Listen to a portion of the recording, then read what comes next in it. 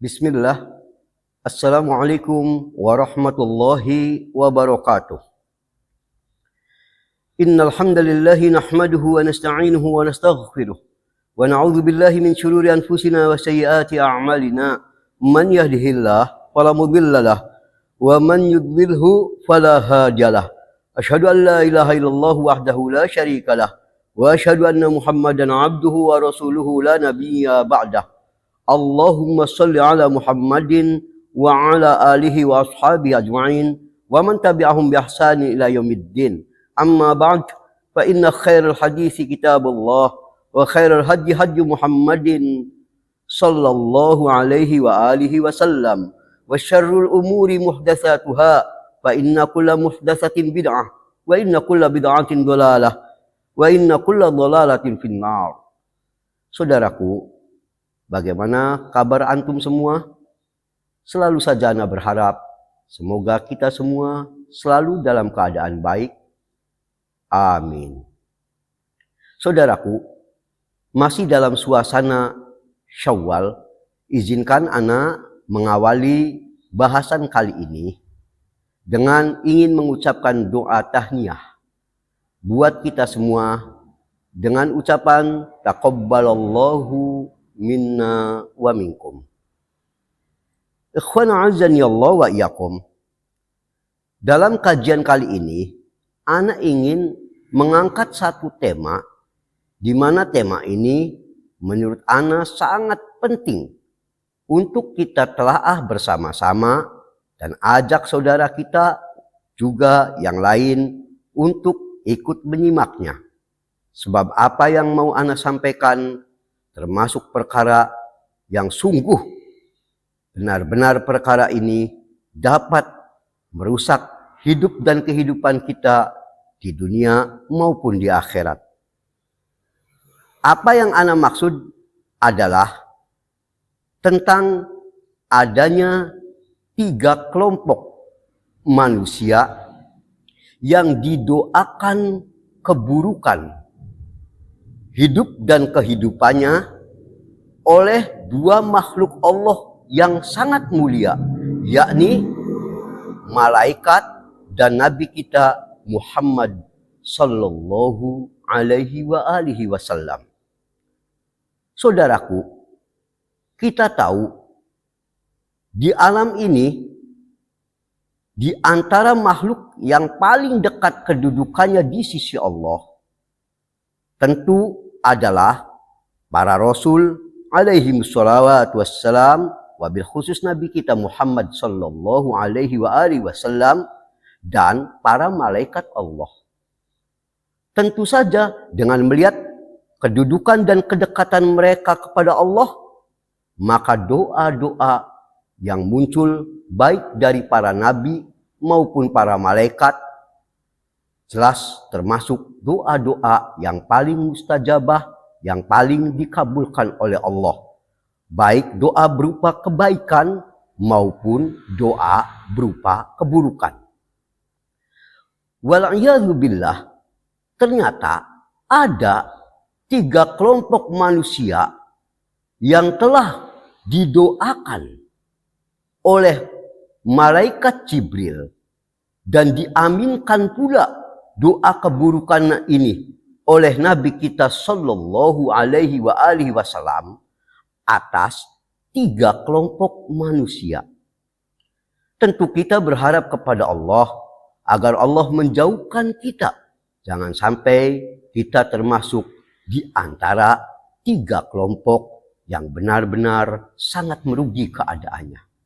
Bayangkan jika malaikat dan Nabi kita mendoakan keburukan, sudah barang tentu celakalah kita, akan bangkrutlah hidup dan kehidupan kita.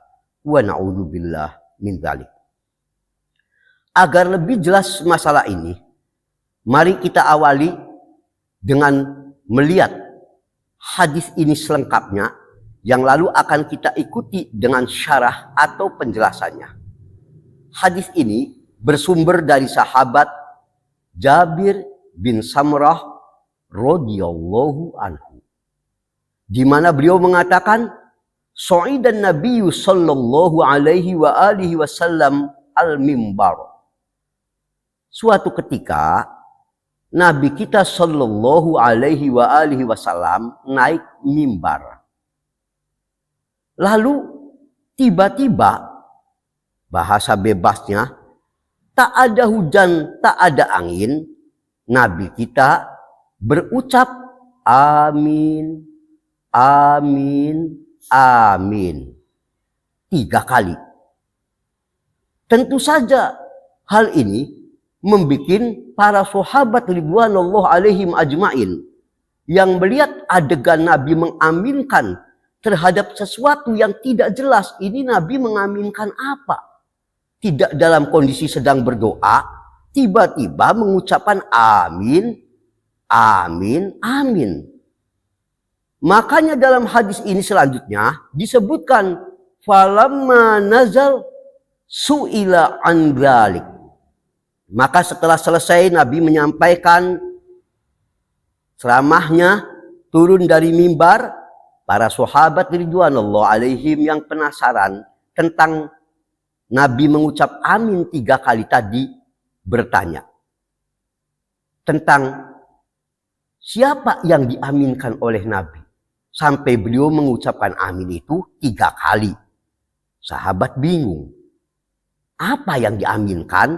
Siapa yang diaminkan?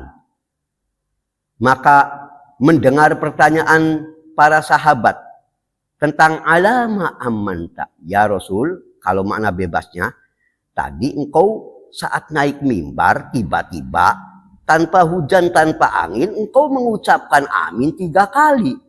Siapa sebetulnya yang sedang engkau aminkan? Maka beliau sallallahu alaihi wa alihi wasallam menjawab, Atani Jibril. Wahai para sahabatku, sebenarnya tadi saat saya sedang naik di mimbar ini, tiba-tiba datang Jibril alaihi salatu wassalam kepadaku.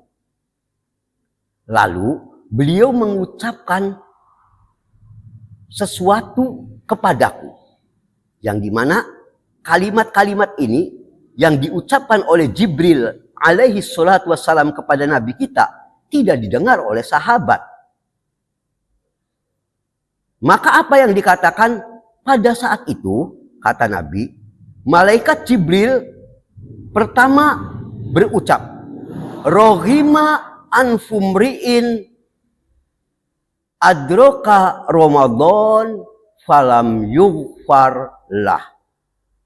Ini kita akan potong dulu hadis ini sampai di sini. Maksudnya apa? Rohima anfumri'in. Dalam bahasa arti letternya ini rohima anfu itu penuhilah atau mulut orang itu penuhi dengan tanah yang bercampur kerikil. Maknanya itu kalau letter, maknanya kata ulama khoba wa khasiro wa zalla, benar-benar celaka, merugi, rendah, sial, bangkrut. Allahul musta'an. Jadi waktu itu malaikat Jibril mengucapkan ke Nabi, "Hai Muhammad sallallahu alaihi wasallam, benar-benar merugi, celaka, hina, rendah sekali, yaitu orang yang adroka Ramadan, dia sebenarnya sempat mendapati bulan Ramadan, namun falam yughfarlah, setelah Ramadan itu berakhir, dia tidak termasuk orang yang mendapat ampunan dari Allah.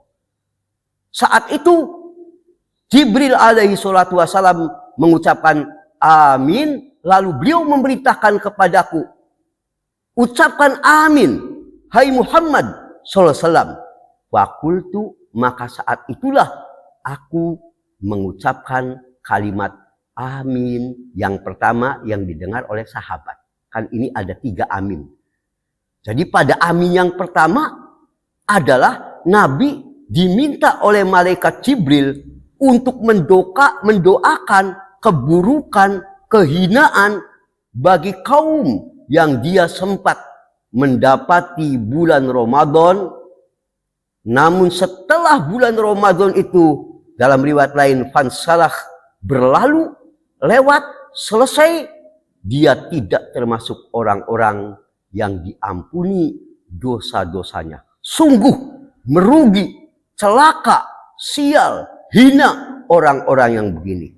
Dan saat itulah malaikat Jibril dan Nabi kita Muhammad sallallahu alaihi wasallam mengucapkan amin. Semoga hina, semoga rendah orang-orang yang demikian.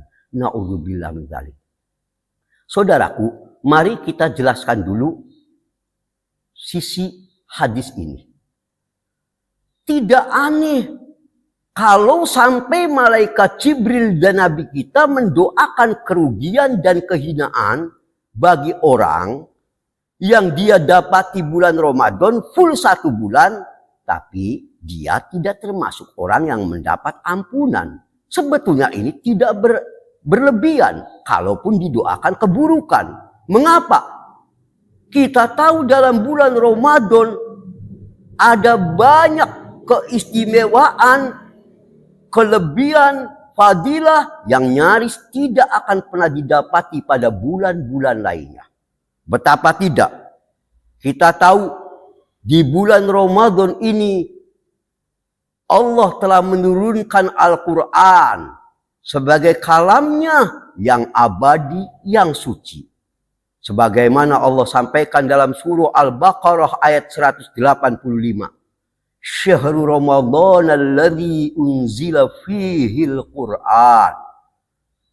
Di bulan Ramadan inilah Allah telah menurunkan padanya Al-Quran.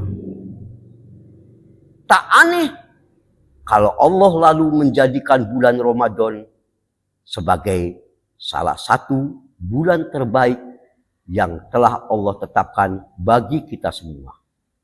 Bahkan tak cukup di situ. Tentu kita semua telah tahu.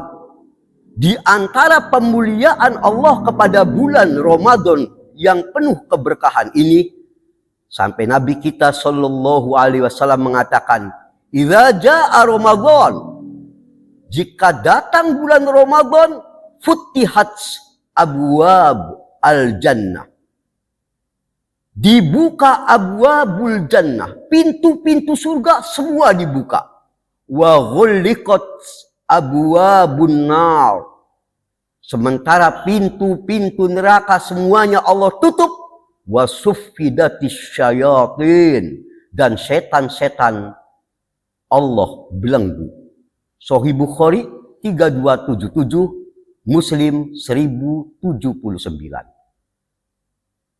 Di bulan Ramadan ini saja, dengan rahmat Allah, karena Allah memuliakan bulan ini, sampai Allah nyatakan di bulan inilah, di bulan Ramadan inilah, Allah buka segala pintu surga, Allah tutup pintu neraka, bahkan Allah belenggu para setan yang ganas. Bahkan di bulan ini, kita tentu semua tahu, ada satu malam yang lebih baik dibandingkan kita beramal ibadah selama 1000 bulan. Satu malam yang kita telah mengenalnya sebagai Lailatul Qadar.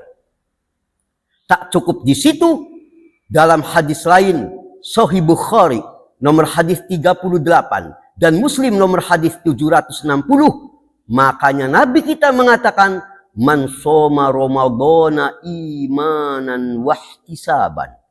Barang siapa yang melakukan saum Ramadan dengan landasan iman dan ihtisab, yaitu berharap pahala Allah, ghufira lahu ma taqaddama min dzambih, maka Allah akan ampuni dosa-dosa orang ini yang telah lampau.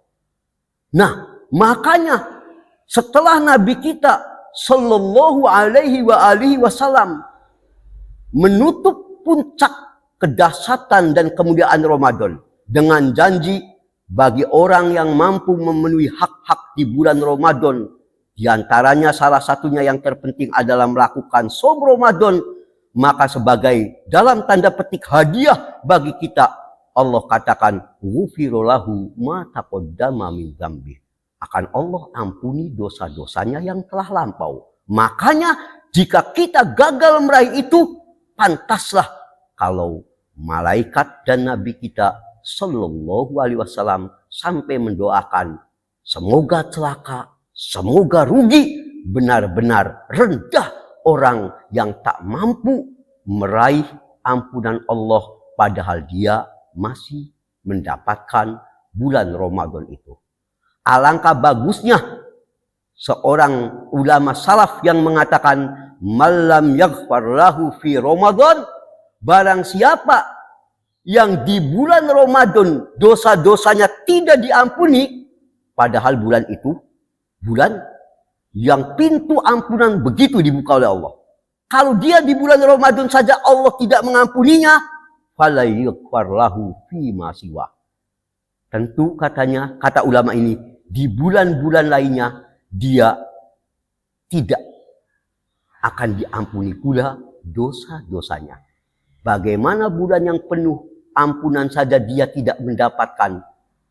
Padahal di bulan itu mestinya dia kalau memenuhi hak-hak Ramadan, dia termasuk orang yang akan Allah ampuni. Tapi karena dia orang-orang yang lalai, sehingga dia tidak bisa meraih ampunan itu, maka bagaimana lagi dia akan berharap ampunan Allah di bulan di luar Ramadan. Lihat perkataan ini dalam Lataiful Ma'arif halaman 297. Saudaraku, itu yang pertama yang tadi diaminkan doanya ini oleh malaikat Jibril dan Nabi kita bersama-sama. Amin. Celaka rugi. Lalu apa amin yang kedua?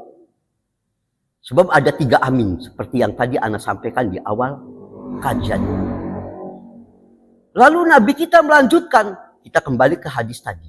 Kalau tadi penjelasan. Kemudian malaikat Jibril kembali berkata, wa roghima amrun anfumri'in. Celaka, merugi, hinalah roghima anfumri'in. Siapa yang kedua? Yukirta indah, orang yang ketika nama engkau, hai Muhammad sallallahu alaihi wa alihi wasallam disebut, falam yusalli alaik. Namun lisannya tak sudi, tak mau untuk mengucap sholawat salam kepada engkau. Ucapkan, amin hai Muhammad sallallahu alaihi wa alihi wasallam. Semoga orang ini merugi, bangkrut. Maka saat itulah Nabi kita menjawab, amin. Bersama dengan aminnya malaikat Jibril alaihi salatu wassalam. Saudaraku, mari kita jelaskan tentang penggalan yang kedua ini. Begitu agungnya kedudukan Nabi kita sallallahu alaihi wa alihi wasallam. Sampai-sampai Allah pun dan bahkan para malaikatnya tak pernah sungkan mengucapkan sholawat kepada Nabi kita Muhammad sallallahu alaihi wa alihi wasallam. Hal ini sebagaimana Allah ungkapkan dalam surah Al-Ahzab ayat 56. Innallaha wa malaikatahu yusalluna 'alan nabi. Sesungguhnya Allah dan para malaikatnya bersolawat untuk Nabi. Pada ayat ini, setelah Allah menandaskan bahwa Allah tak pernah sungkan, bahkan malaikatnya pun juga tak pernah sungkan untuk mengucapkan solawat kepada Nabi kita, maka Allah iringi dengan perintah, ya ayyuhalladzina amanu, hai orang-orang yang beriman, sallu alaihi wa sallimu taslima. Bersolawat salamlah engkau untuk Muhammad sallallahu alaihi wa alihi wasallam. Saudaraku, Imam Abul Aliyah saat menjelaskan apa yang dimaksud Allah memberi solawat kepada Nabi kita. Dan apa maksud malaikat pun memberi solawat. Maka Imam Abul Aliyah rahimahullah mengatakan, solatullah, kalau Allah memberi solawat, maksudnya sana'uhu alaihi indal malaikah. Allah memberikan pujian maksimal. Jadi kalau datangnya solawat itu Allah memberi solawat, maksudnya Allah telah memuji-muji kedudukan dan keagungan Nabi kita sallallahu alaihi wasallam indal malaikah. Di sisi para malaikatnya. Allah memuji betapa agungnya, betapa mulianya Nabi kita sallallahu alaihi wasallam. Maka dikatakan innallaha, Allah pada ayat ini yusallun, memberikan solawat pada Nabi. Sementara apa makna solawat malaikat ke Nabi? Maka masih kata Abul Aliyah wa solatul malaikah. Adapun kalau solawat yang datang dari malaikat kepada Nabi adalah ad-du'a, doa dari malaikat kepada Allah agar Nabi kita diberikan segala kebaikan. Ini bisa dilihat tafsir dari makna solawat dari Allah dan solawat dari malaikat ini dalam Sahih Bukhari nomor 10. Saudaraku, jika ini telah kita pahami, makanya pantas bagaimana kita tidak akan menjadi makhluk yang hina. Bagaimana kita tidak akan menjadi makhluk yang rendah. Jika Allah saja sudi memberikan solawat kepada Nabi kita. Jika malaikat, makhluk yang paling dekat pada Allah pun tak pernah sungkan mengucapkan solawat kepada Nabi kita. Bagaimana sekelas kita ketika nama Nabi kita disebut, banyak di antara mulut-mulut kita diam. Berat mulutnya untuk sekedar mengucapkan solawat dan salam. Seperti yang dicontohkan oleh banyak nas-nas yang rincian bagaimana teknis solawat salamnya. Mungkin insya Allah suatu saat akan dibahas tersendiri. Secara prinsip, jika nama Nabi kita disebut, kita mendengar ada orang yang sedang menyebut atau kita sendiri menyebut nama Nabi, jangan seakan-akan kita menganggap Nabi kita sebagai teman. Apalagi dengan kata-kata yang seakan beliau orang biasa. Itu si Muhammad, yang dimaksud Muhammad itu nggak taunya Nabi kita. Sangat tak layak seorang muslim ketika menyebut nama Nabi dengan tanpa diiringi sholawat. Maka mestinya seorang muslim saat menyebut nama Nabi kita atau saat dia menulis, jangan lupa iringi dengan sallallahu alaihi wa alihi wasallam. Berapa banyak di antara kita saat mendengar beliau disebut atau bahkan saat kita bicara hanya menyebut nama beliau saja tanpa diiringi sholawat salam. Sungguh ini adalah kebiasaan yang buruk yang tak layak dilakukan oleh kita kaum muslimin yang masih mengakui kehormatan dan keagungan Nabi kita Muhammad sallallahu alaihi wa alihi wasallam. Saudaraku, ada hal yang perlu ana sampaikan. Bahwa jangan dikira bahwa kalau kita mengucapkan sholawat salam itu kepada Nabi kita sallallahu alaihi wa alihi wasallam, itu hanya dalam tanda petik menguntungkan Nabi kita. Tidak. Bahkan itu akan memberikan faidah yang sangat banyak untuk kita sendiri yang mengucapkannya. Dalam Fadlus Shalah ala Nabi nomor 50 yang dikatakan sahih oleh Syekh Al-Albani rahimahullah, sampai Nabi kita sallallahu alaihi wasallam mengatakan, "Man shalla alayya aw sa'ala li al-wasilata."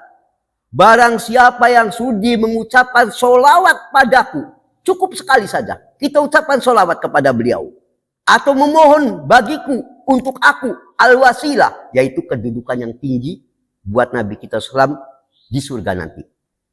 Seperti doa yang kita baca setelah adzan. Allahumma robba hadhihi da'wati tammah wassalatil iqamah, dan seterusnya.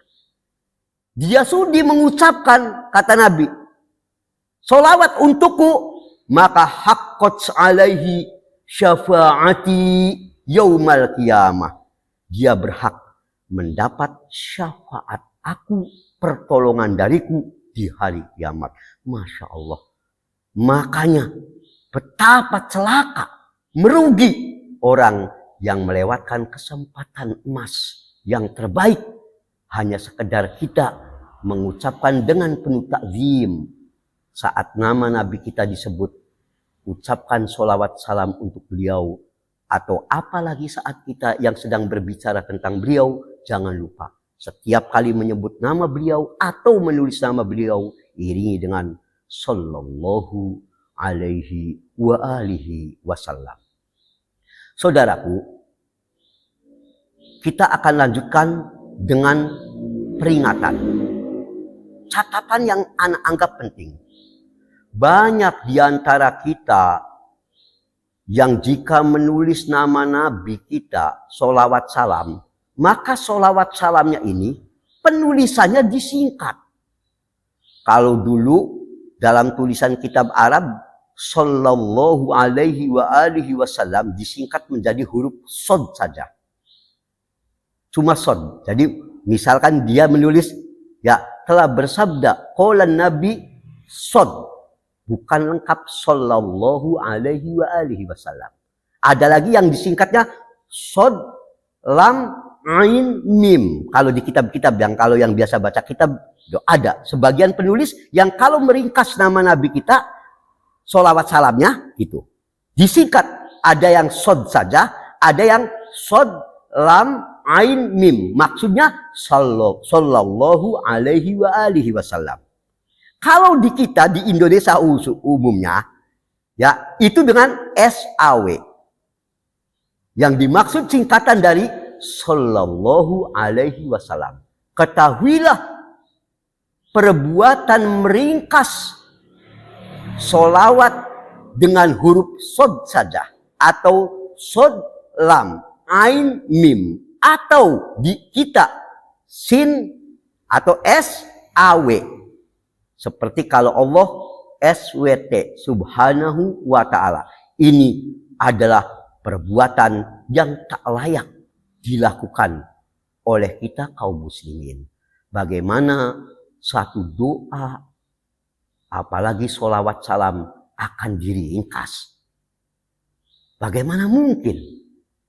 Makanya dari dulu para ulama telah mengingatkan bahwa perbuatan ini termasuk perbuatan yang dibenci oleh para ulama, yaitu meringkas sallallahu alaihi wasallam dalam bentuk tulisan disingkat menjadi shad saja, atau shad, lam, ain, mim, atau SAW, atau apapun yang bentuknya ringkasan.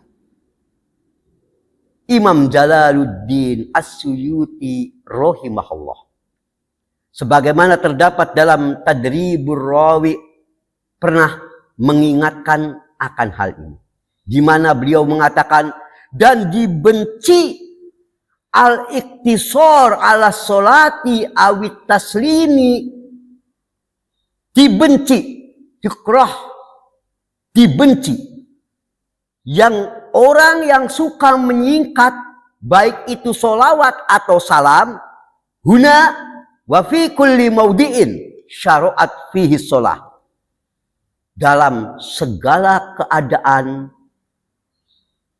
yang di situ disyariatkan untuk bersolawat, dibenci. Kita nulis Nabi disingkat SAW, shad saja. Ini katanya dibenci, iktisor, hanya meringkas dengan lambang, simbol-simbol, singkatan-singkatan.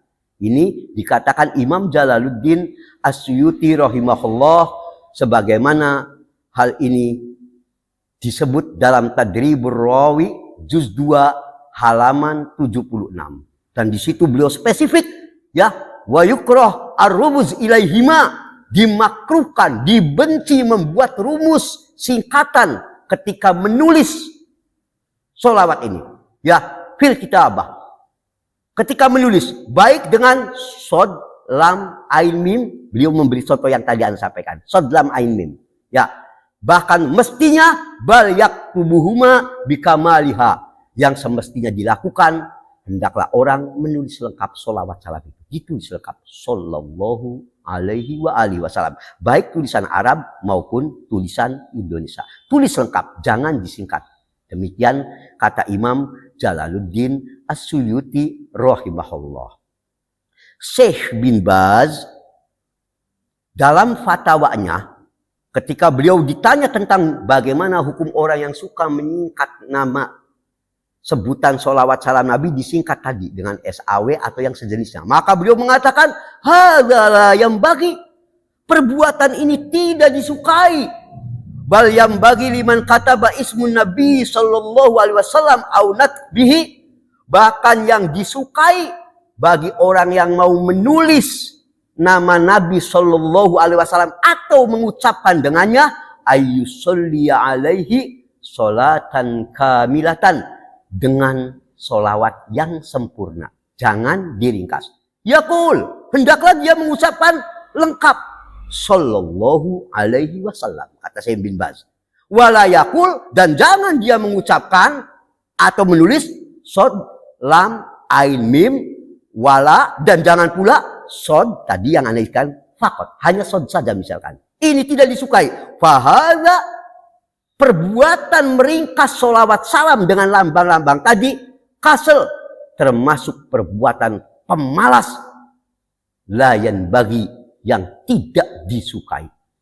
Bali sunnah wal masru', bahkan yang sesuai dengan sunnah dan yang disyariatkan, ayat tubas sholah sorihah, menulis sholawat salam itu dengan jelas. Semisal beliau tulis tadi sallallahu alaihi wasallam. Demikian kata Syekh bin Baz rahimahullah, sebagaimana beliau fatwakan, bisa kita lihat di situs resmi beliau, situs Syekh bin Baz, nomor artikel 21560. Itu yang kedua. Sekarang kita masuk yang ketiga. Sudah 2 amin. Yang pertama, semoga celaka, rugi, hina orang yang mendapatkan bulan Ramadan, namun setelah Ramadan berlalu dia tidak termasuk orang yang diampuni. Yang kedua, semoga celaka, hina, rendah orang-orang yang ketika disebut nama Nabi kita sallallahu alaihi wa alihi wasallam, lisannya tak mau mengucapkan sholawat salam padanya. Itu amin kedua yang kemudian didengar oleh para sahabat ridwanullah, seperti yang Anda paparkan di awal kisah tadi. Sekarang amin yang ketiga, yang terakhir.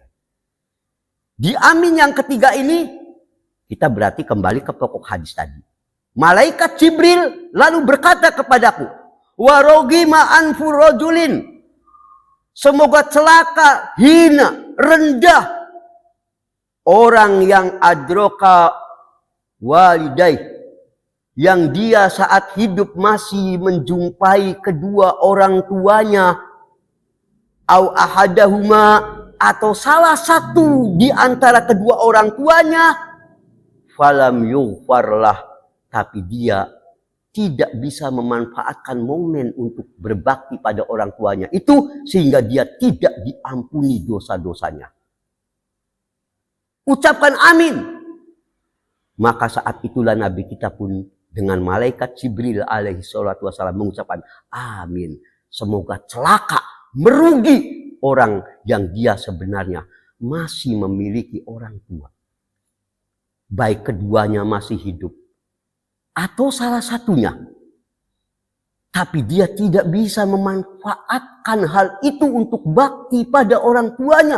Yang mestinya kalau ada anak yang mengerti betapa besarnya bakti pada orang tua, itu adalah salah satu tiket surga yang tertinggi. Maka andai dia tidak bisa mendapatkan peluang itu, dia tidak mampu memanfaatkan peluang itu yang ana maksud. Dia punya orang tua, baik keduanya masih hidup atau salah satunya. Tapi dia ternyata anak yang lisannya kasar kepada orang tuanya. Tidak memiliki adab. Orang tuanya disia-siakan justru di saat mereka sudah sepuh. Maka sungguh orang ini orang yang paling merugi. Dan didoakan kecelakaan oleh malaikat Jibril dan Nabi kita Muhammad sallallahu alaihi wa alihi wasallam. Saudaraku, ana ingin kasih penjelasan yang ketiga ini. Dalam syariat ini, nyaris tidak ada satupun ibadah yang paling tinggi setelah tauhid dan larangan berbuat syirik, kecuali perintah agar kita berbakti pada orang tua dan jangan sekali-kali menyakiti hati keduanya. Berapa banyak ayat-ayat Al-Quran yang selalu menggandeng perintah tauhid dan menjauhi syirik, lalu diiringi dan berbaktilah pada orang tuamu. Ini menunjukkan berbakti pada orang tua dan larangan mendurhakai orang tua dalam hal yang ma'ruf adalah hanya satu level di bawah perintah bertauhid dan menjauhkan syirik. Salah satunya kita bisa lihat dalam surah An-Nisa ayat 36. Allah berfirman, wa'budullah wala tusyriku bihi syai'a. Sembahlah Allah. Jangan sekali-kali kalian menyekutukan Allah dengan apapun. Lalu setelah itu Allah iringi dengan perintah wabil walidaini ihsana. Dan berbuat baiklah kamu kepada kedua orang tuamu. Allah menempatkan berbuat baik kepada kedua orang tua hanya satu level di bawah perintah setelah tauhid dan menjauhi syirik. Dan banyak ayat-ayat Al-Quran yang bertebaran yang isinya semakna dengan ini.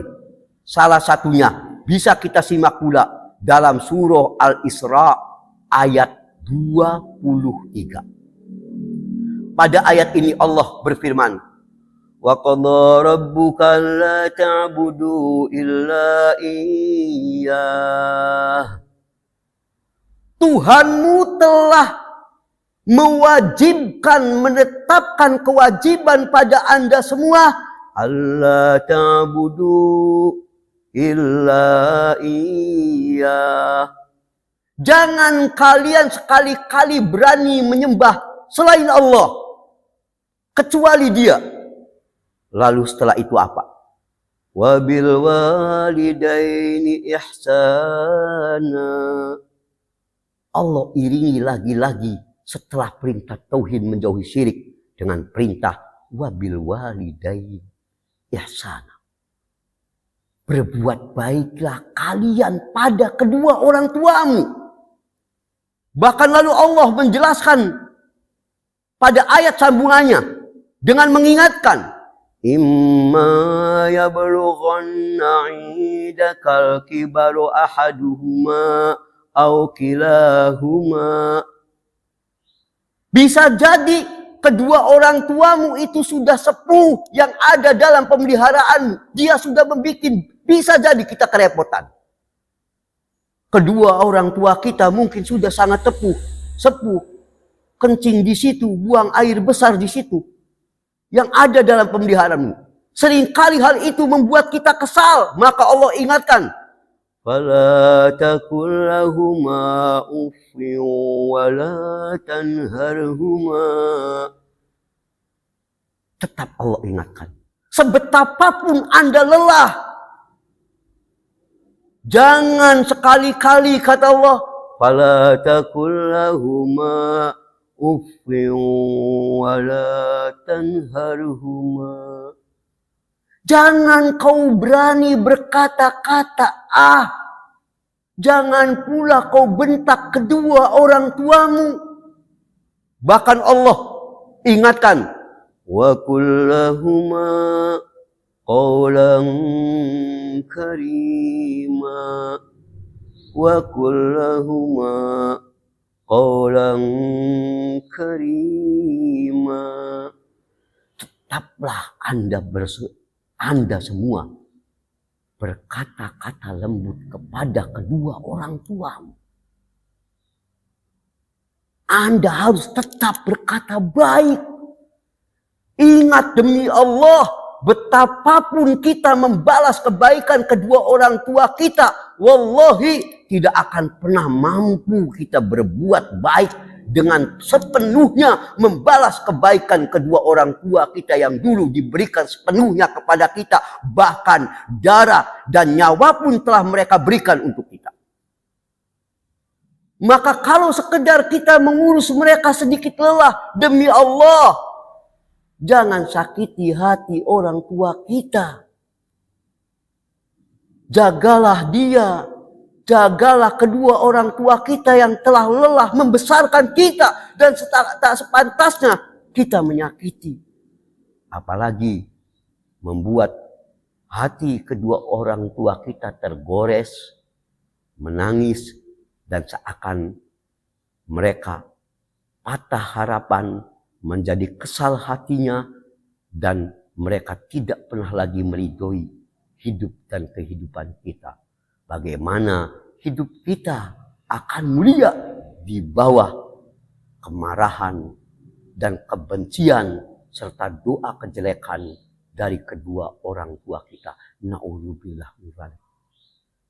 Makanya, saudaraku, anak ingatkan, terlebih bagi yang masih memiliki kedua orang tua atau salah satunya, yang apalagi kedua orang tua kita atau salah satunya tadi sudah lemah, tak berdaya, mungkin terkena stroke, sudah tak lagi sanggup berjalan.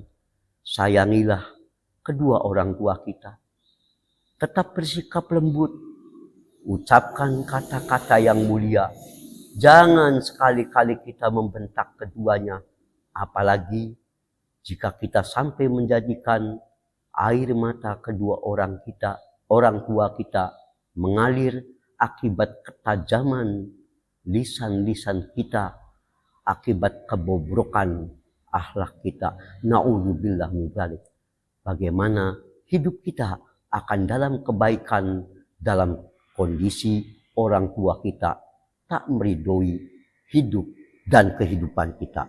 Maka pantaslah jika tadi malaikat dan Nabi kita Sallallahu alaihi wasallam berdoa semoga celaka, merugi, sial orang yang masih memiliki kedua orang tua atau salah satunya, namun hal ini tidak menjadikan dia untuk mendapat kebaikan, tidak bisa menjadikan dia untuk termasuk orang-orang yang diampuni dosa-dosanya, tidak mendapatkan keberkahan di dalam kehidupannya. Sungguh orang ini termasuk orang-orang yang sangat celaka, merugi. Saudaraku, apa yang ana sampaikan tentang 3 amin dari malaikat Jibril dan Nabi kita Muhammad Sallallahu alaihi wasallam ini adalah hadis yang diriwayatkan oleh Al-Bazar nomor hadis 4277. Yang dimana hadis ini kata Al-Hafidh dalam Al-Qaulul Badi 412, sanadnya hasan dengan adanya jalur pendukungnya. Hadis serupa ini juga bersumber dari Abu Hurairah, diriwayatkan oleh Imam Muslim dalam sahihnya nomor hadis 2551 dan lain-lain. Jadi hadis yang tadi ana sampaikan secara keseluruhan insyaallah hadis yang sahih.